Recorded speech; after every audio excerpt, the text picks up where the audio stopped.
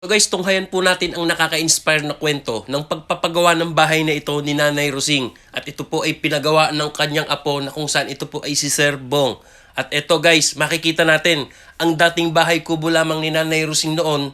At dahil sa pagmamahal ng kanyang apo, ito na nga at napakaganda at full konkreto na ngayon. So guys, ito po ang ating topic at pag-uusapan ngayon ang pagpapagawa ng bahay na ito at kung saan ito nga po ay ibinahagi sa atin ang bawat detalye ng mga materyales na nagamit dito at kung magkano ang halagang kabuuan, labor and materials sa ganitong klaseng design na bahay. And take note guys, meron din po itong floor plan.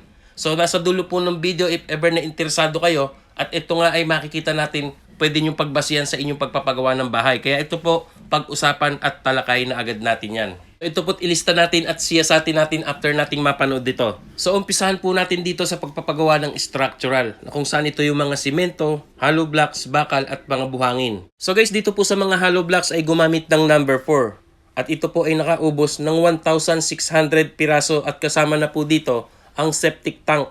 Ayan po yan yung septic tank na yan. And then guys, about naman po sa mga simento ay umubos po ito ng 150 bags na simento.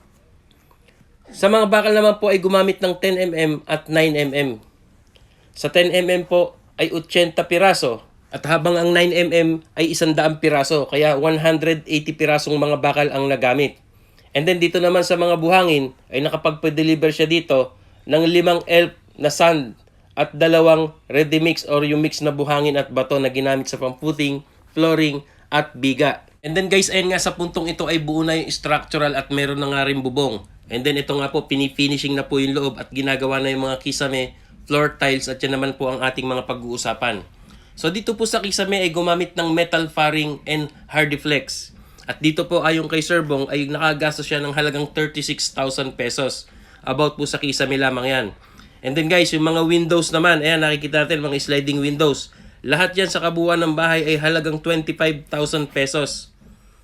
And then sa mga electric works naman, ayan.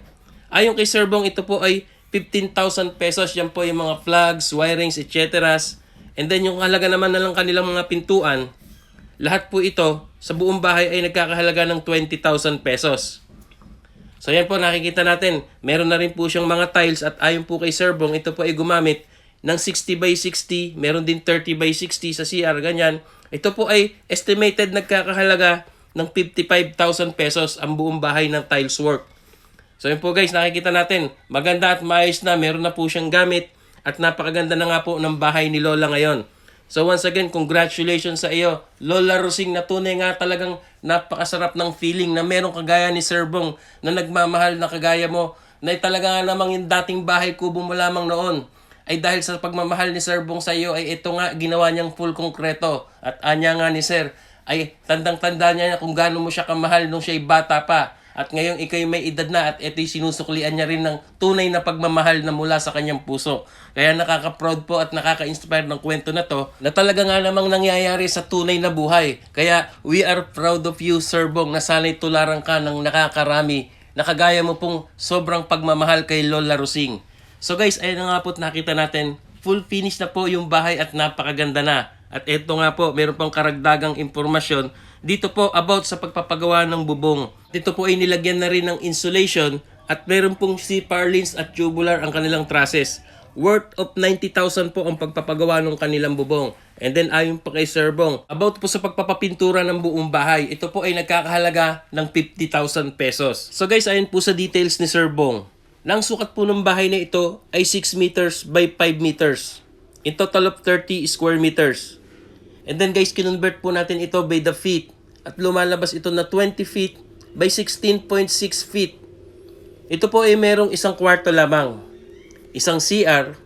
At meron din po itong kitchen and dining area at sala. And then guys, meron din po itong magandang terrace. Ayan po nakikita natin. So ang tanong, magkano na nga ba ang kabuuang nagastos dito? Labor and materials. So guys, if ever na interesado sa floor plan, meron po ito. Nasa dulo ng video na ito ang kanyang floor plan. So ito po, panoorin natin ang video house tour. At after nitong mapanood ay malalaman natin kung magkano na ang nagastos dito, labor and materials. So ito po, pagpasok natin, ito na po yung kanilang mga panel door. Ayan, dito po tayo sa may part ng kusina, sala. Ayan, Maliwalas din po yung ganitong sukat, no? 30 square meters. Ayan na, napakaganda po ng pagkagawa ng bahay ni Lola. Akalain mo nga, bibihira ang kagaya ni Sir Bong na ganito na talagang sobrang pagmamahal niya kay Lola Rosing. Ito nga, pinagawa niya ng napakagandang bahay. So ito po yung kanilang ceiling sa sala, cove ceiling design, yan with assorted colors. Meron na rin siyang center light. Ayan, napakaganda. So once again, congratulations po Lola Rosing. Ayan po, nakikita natin kung gaano kasaya or napasaya ni Sir Bong ang kanyang lola. Na tunay ngang bibihira ang ganitong klaseng tao. And once again, we are proud of you, Sir Bong Layawen. So ang tanong, magkano na nga ba ang kabuuang nagastos dito ni Sir Bong sa pagpapagawa ng bahay ni Lola Rosing? Na kung saan ito po ang dating bahay kubo lamang noon. At ito na nga, napakaganda, full konkreto na ngayon. So guys, sa mga nagtatanong po nung floor plan, ito po yung kanilang perspective or yung ginayang bahay. Iniba lang nila ng konti. And then ito po yung floor plan. Ayan, paki-screenshot nyo na lamang po para makita nyo mabuti. So guys, ito po, intindihin nyo po mabuti ha. Ito, isa-isahin natin. Sa materials po, ayon kay Sir Bong, ay gumastos siya dito ng halagang 250,000 pesos. Yan po, yung nakikita natin napakagandang bahay na yan na ang sukat ay 6 meters by 5 meters. And then sa labor po, ito ay nagkakahalaga ng 130,000 pesos. At yung mga hindi pa niya naisamang mga miscellaneous at estimated lahat, labor and materials dito po sa bahay na ito, ay nagkakahalaga ng 450,000 pesos.